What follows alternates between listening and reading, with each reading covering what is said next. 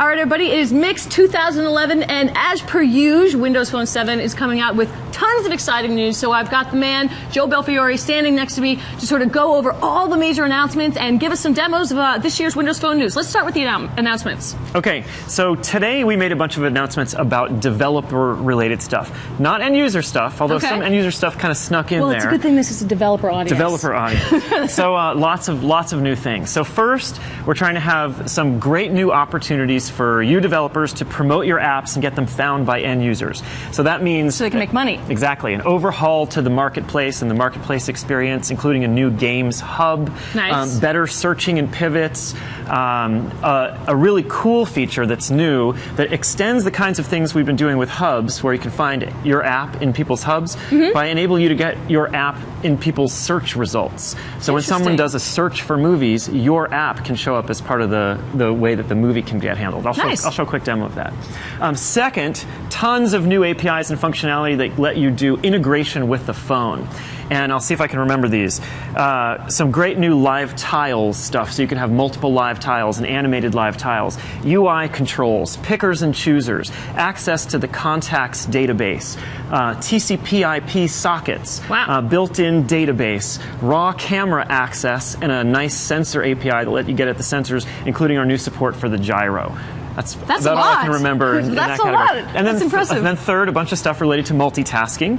Nice. Some of which we showed at Mobile World Congress. Fast app switching, our new multitasking UI, background audio, background file transfer, and we have another cool new concept called live agents, where as an app author, you can write a chunk of your app that we, the system, will manage, will wake it up and have it run on different events. And the idea is to balance the user's battery life with your ability to do stuff in the background. So live agents is new. And then last, a whole bunch of great stuff for making the developer experience better. Tools enhancements that let you simulate the accelerometer, tools enhancements that let you simulate the GPS, being able to look at a very rich profiler that helps you see the performance data of your app. Lots of great things for the developers. So is that stuff for helping them build better apps, or sort of track their apps once built? Generally, build better apps. Nice. Good, which is what we all want. That's a win-win. Exactly. All right, well, let's take a look at some of the demos. So first, let's take a look at a bunch of those things that improve your ability to get your app seen by users. Excellent. Okay, so let's take a look at how we made it easier for users to find your app. Okay. So this is our live tiles, and you remember when you pan over, today you get a list of apps, and sometimes that list can get pretty long. Really long. Well, now we automatically add the jump list. If you have a really long list, so you can just touch a letter, say I want to jump down to T for my Twitter app, there it is. It brings you all the T's. Exactly. Nice. Fast and easy, just like it is in Contacts. Same exact idea, so it's quicker for you to get to the apps you care about. The next thing we've done is we've added a search right here for the apps that are on your phone. I can go here and I'll just start typing. Now I see all my A's, and I get my Amazons. So if I want the Kindle app or the Amazon shopping app, I can do that right there. But maybe what I really want to do is find out if there are any other apps that Amazon has available. So I'll type in Amazon, and right here we have a search marketplace. So you can search your phone, or you can search the marketplace right from the same page. Nice. And so now I've done a search of the marketplace, and there's a ton of things that we've done to make marketplace searching and marketplace better. So first here you see I've done a search. This is just apps. We used to have apps and music put together, but we've now filtered it out in pivots. And when you look at this list, you'll notice we're making the search results a lot richer. Thank you for that, by the way. Oh, you're welcome. Because songs were getting mixed up with my applications. This is so much better. So here you can see the publisher, you can see the price, you can see the rating as you scan down. These are all apps that have nice value add to do with Amazon. If I pivot over, you'll see all the music that has to do with Amazon. There's an artist called Amazon, a song called Amazon. Yeah. And now, with this update, we have built-in support for podcasts. Oh, nice. Right in Marketplace, so you can subscribe to podcasts and so on. You can get them in your Marketplace search right here. So there's that. If I wanted to, I could click, one of these apps. We'll take IMDb as an example. I could install it right here, and it'll show up in my list, and I'll see progress for how it's installed. This is huge. Let me tell you, for someone who spends a lot of time searching for apps, with my show, Hot Apps, this makes my life a lot easier. So personally, I thank you. Well, you're welcome. And let me show you how there's even more to the story. If I scroll down here, I'm going to jump to the Marketplace tile itself. The Marketplace has gotten a little bit of a UI overhaul. When I come to the Marketplace hub, now we show you each category, so there's a larger number of featured apps. So here's my apps, here's my games, games. There's my music, and so on. Now, if I pick one of these, in fact, I'm going to go to games because there's another cool thing we've done, which is to create a games hub specifically for games in the marketplace. So here's the Rise of Glory featured game. Here's all the genres of games available, the featured Xbox Live games, games that are new, and now the featured area gives you a lot more. Here I have 6 featured games. In Windows Phone 7, there were only typically 2 or so. What determines when a game is featured? Well, we work with our partners to find games that are great. Right. When people submit into the marketplace, ones that are trending and doing well, we program. So successful games will be featured. Exactly. Gotcha. Cool. And if I pick a category like action adventure, for example, you'll see even here we've made this experience better. First, I'll see all the Xbox Live games, but then I'll see all the top games. These are paid games in terms of their download. We've now made free, fast and available. That wasn't quite as convenient in Windows Phone 7. Right. And new. All these pivots make it quicker and easier. I never understand why people play that Swipey Man game, but anyway. It's pretty fun, actually. So all these things make it easier for someone to find your app and get into your app. Love it. Okay, so one more thing I want to show here, and that is how you can have your app show up in a search result. Okay. We call that search extras. Okay. Okay, so imagine I'm a user and I'm just going to do a search. Could be any search, but in this particular example, I'm going to do a search for movies. And this is a web search you're doing? Just a search. I push the search button. I'm a user. I'm thinking about movies. Okay. So on Windows Phone 7, when you do a search for movies, here I am in Las Vegas. It tells you this is an instant answer with movies that are playing near you in Las Vegas. Nice. And we'll even give you a list of movies. And one of the nice things we do in Windows Phone 7, we had the idea of a restaurant card that told you all the information about a restaurant card. Well, here we're adding to that. We have this idea of a movie card. So here's information about the movie source code, which I just clicked. And one of the things that's cool is I can pan over, and now there's an extra pivot called extras. Okay. Just like in the hubs, in the music hub, we have an extras area where your music app can appear. If you're an app that does things with movies, then you can appear in extras. So right here, as a user, I did a search. I found the movie source code, but now I want to watch a trailer. I can just jump to IMDb, and what I'm doing is the IMDb app has installed and it's set itself up to say, I know movies.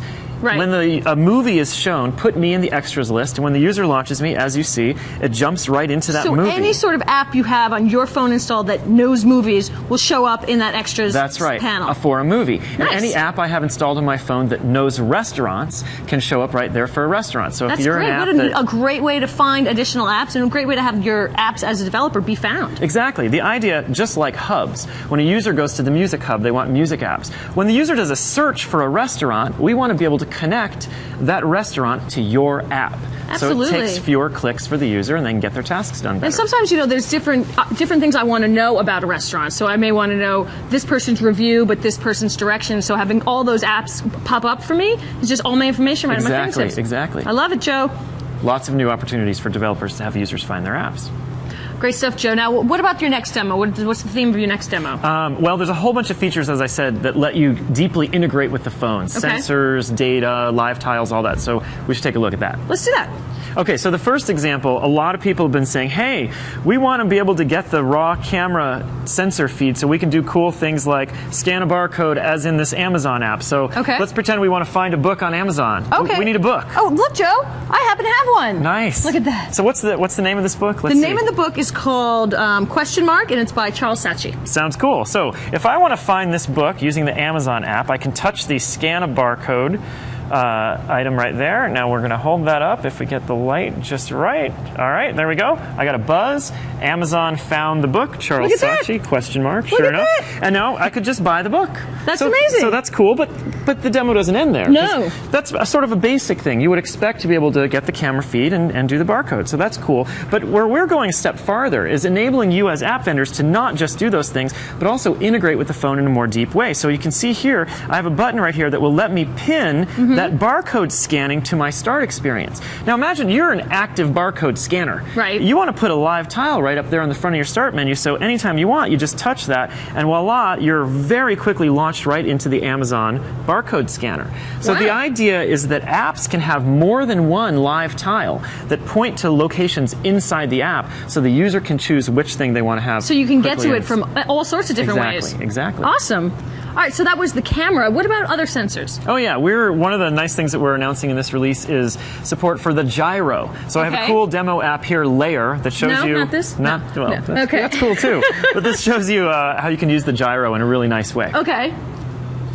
So let's take a look at this app, Layer, which you've probably heard of before. L-A-Y-A-R, exactly. Yep. So here I have a bunch of favorite layers. I'm going to pan over. There's more. These are the ones I've been using recently. We made a layer called Tweets at Mix to see the location of where people are tweeting. And when I hold this up, you can see as I pan around, we're taking advantage of both the gyro and the compass. Where's some tweets? Let's look over here. There we go. Oh, wow. Someone over there. There they are. And how far are they? What they does must be over downstairs. there mean? They must be down below us. These are people who are tweeting here at Mix, and their location is included in their tweet. And you can see as I pan around, we use the gyro. There's a little bug. They're somewhere in the distance that way. Yeah, they could be like at the hotel down the street. That's true. Right now they could be. So the cool thing that we've done here is we've tried to take the compass and the gyro together in what we call motion sensor, and we do the fancy complicated math. Oh, good. So it's easy for you as a developer to track where things are in space and show things on top of the camera sensor in a way that looks really, really nice. We're trying to make it simple and straightforward for developers to do that kind of cool feature. That's awesome. I love that one. All right. All right, so you've shown us some of the amazing stuff you guys are doing with search. We've showed us some integration. You got one more for us? Yes, multitasking. Nice. So there's a number of things we're trying to do with multitasking. We want to enable apps to launch and resume really fast. We want background file transfers. We want background audio. And we want to do all those things while trying to do as much of them ourselves so that third-party app code isn't running in the background and using up the battery. Very key. So we have an architecture where we do many of those things, and then we have this cool new idea called live agents. When you say we, who's we? We, the operating system platform. Okay, good. And we do those things in the background, and then you can write live agents that do other things in the background. I'll show you an example of that. All right, let's take a look at it. So let's start with this. Okay, so here I am in Fruit Ninja. I'm going to start this game. We'll go into classic mode, and of course now I'm hacking away at Fruit. And today in Windows Phone, if I get a phone call or do something to navigate away from the game, when I try to go back, it might take a long time for the game to resume. But with fast app switching, look how fast that is. It's really quick and easy. And it brings you right back into the same game. You're not at the initial loading screen. Whoops. You're not so good, exactly. Well, yeah, I'm a little distracted right now. Fine. But also, if I press and hold the back button, we now have a fast app switching mode where you can see these other things that I've been doing. There was the search I did a little earlier. And here's a pretty fun game that a lot of people might want to task switch between. Here's Angry Birds for Windows Phone. Nice. I was excited to be able to tell everybody we're expecting to have this available in the marketplace for all Windows Phone users May 25th next month, real soon. So there's Angry Birds.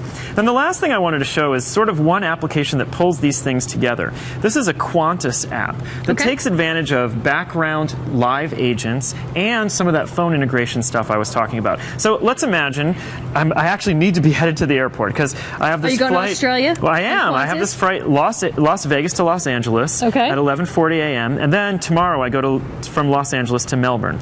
And what I can do, as I sort of talked about earlier, I can take parts of this app and actually pin them to the start menu. So you can see here, I just pinned my flight tomorrow. Wow. And here, up here, you can see... It's like a calendar task manager. Yeah, exactly. Here I have my flight today. And this, you see the tile animate and flip? I like that. It shows me that's my flight today. I leave from Terminal 1D.